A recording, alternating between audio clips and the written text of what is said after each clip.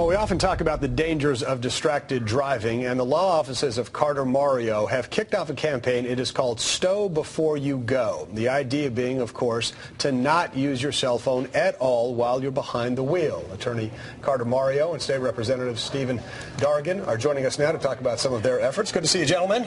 Good morning, Lenny. So, Carter, want to start us off? Tell us about this campaign. Okay, well, we have kicked off 2 months ago a campaign statewide, Stow Before You Go, and it focuses primarily on the buses. We have about 100 out of the 250 buses we have dedicated to this announcement, this public service type announcement, Stow Before You Go. We all talk about the dangers of distracted driving. We're trying to get the danger eliminated by don't even have the device with you. Stow it before you go. So that's something that it's out there. We have billboards. We're blending this in also to our TV campaign. Some of the statistics, 4 times more likely to be involved in an accident if you're using a cell phone while you're driving. I mean, that just really hits. Well, the statistic that is more sobering is, and it's not on the talking points, everybody understands that driving while drunk is no good, right? Right. But most people don't understand that driving and texting, you're 4.3 times more likely to wreck than if you're drunk.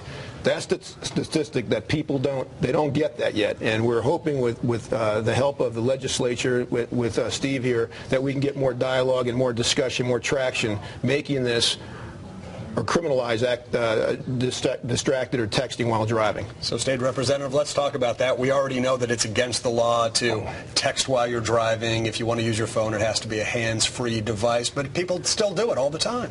They do, and that's the point. I like to compliment Carter for, as your point that you said earlier, that the state does have a deficit to get that public service awareness out. And we're reaching out to the other carriers such as AT&T and Verizon to help us to get this public message out. And it just has increased dramatically over the years of some of the more horrific crashes within our state.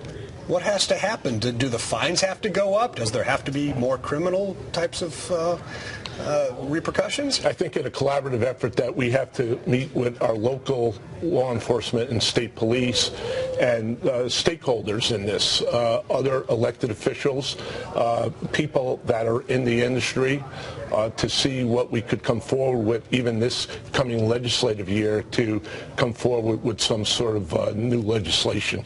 Carter, I know you and I like to go biking a lot, and we run as well, and I tend to be even now more scared out on the roads because I know people are texting and I know people are talking on the phone, and it can be a bright, beautiful day in the afternoon with a sober driver just trying to get a quick text message out, and all it takes is just a little veer to the right, and that could be the end of it.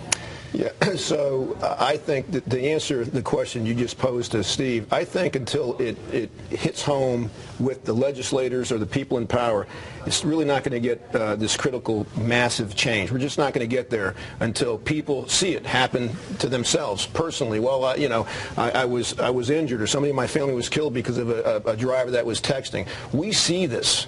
We see this every single day. In my world, my office, we see this every single day. We're more sensitive to it. We don't need it. I think it's an easy task ahead of us. I really do. You have to criminalize it. You have to make this illegal to have a phone operational in your car. And then that is supported by our Stow Before You Go campaign. Don't even bring it into your car.